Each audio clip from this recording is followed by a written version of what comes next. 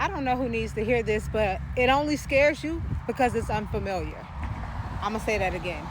You are only afraid because you don't know what's next. Let's talk about it.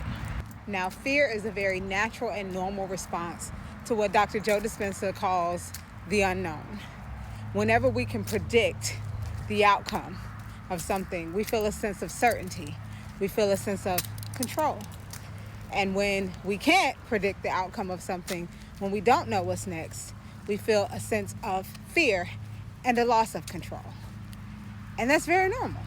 But what I want us to do is I want us to pay attention to our reactions when we feel a loss of control, because that will indicate to you what your patterns are. The very patterns that may in fact be getting in the way of your manifestation, of you being the version of yourself that you truly know you are and that you desire to be. Those who've been following me for a while know I always preach about how practice makes mastery, and I really am an avid supporter of developing a personal practice in your day-to-day life. Why? Because life in and of itself can be very unpredictable. There's so many things that are left to the unknown. And so if we walk around constantly in a state of fear because we have so little control over external factors, then we're doing ourselves a disservice. If we go around setting boundaries to keep ourselves isolated, insulated, and protected from life because we so fear the unknown, then we're also robbing ourselves of what life is truly about, and that is expansion. It's about evolving. And if you build up walls in your life, you basically become a prisoner of your own rules. And you don't want to do that. That's so constricting and restricting. And life is meant to be boundless and unlimited. But we have to learn to be our own best advocates. And one of the things I've recognized is that people who have a personal practice, something that they turn to replace old patterns, for example, even if it's exercise, even if it's a sport, even if it's reading, whatever the case may be, those who develop a practice give themselves an outlet, something to turn to, something that they feel that they have a better sense of control in.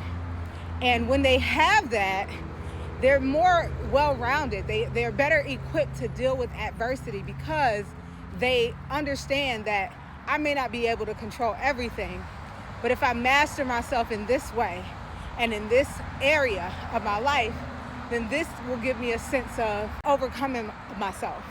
Because one of the things that the human brain doesn't really like is routine.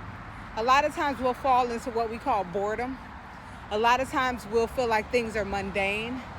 But there's beauty in routine because routine gives your brain something to focus on when you're in a state of trigger.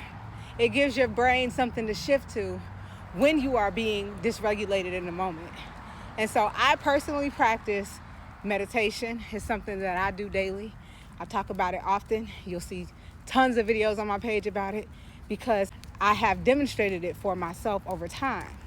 And I've given my brain something else to focus on, especially when I find myself in situations that can make me fall into a state of dysregulation or a state of fear.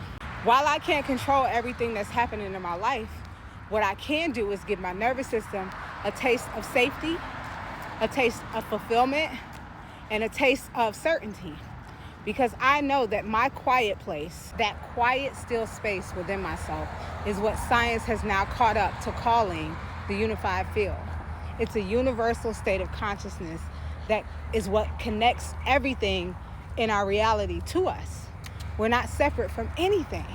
Because if you can imagine it, it exists as a potential. And you tune into it through what we call that still space, the unified field. And if you get into Dr. Joe Dispenza's work, Becoming Supernatural, Breaking the Habit of Being Yourself, You Are the Placebo, any of his coursework, you'll learn so much more about it. He's not the only teacher of it, but right now he's one of the teachers that I find bring the lessons together so well in a way, in a framework that works for me. And so I highly recommend it.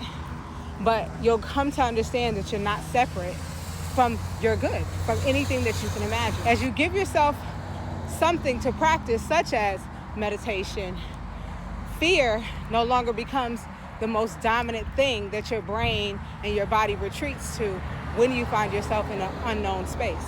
In fact, you start to embrace the unknown because you start to develop a sense of trust within yourself that you are going to be okay regardless. Giving yourself a practice of something like meditation allows your nervous system to return to a state of homeostasis, and it allows you to reassure yourself that regardless of what's happening outside, externally, that if you find a quiet place and go within, or if you practice well enough, you can take your meditation with you in your waking hours with your eyes open, and it doesn't have to be a quiet place. You can become the calm in the midst of chaos if you develop a practice. And so your body will feel safe, your nervous system will feel regulated, and even when there's uncertainty around the corner, you won't freak out like you used to. You won't slip into an anxious state, and if you do, you won't stay there long. This is what developing a practice can do for you. This is why I preach so often that practice makes mastery, because if you can develop a state of certainty and confidence within yourself that you're going to be okay regardless, then it doesn't matter what comes your way. You know that all will be well. You know that it's all working out for you. And therefore, you won't have to self-sabotage. You won't have to doubt yourself. And if you do, you know that that's not even powerful, because you trust you and you trust the infinite source that is within you and all around you and that works through everything and everyone. I don't know who needed to hear this, but this is your reminder, and you got this.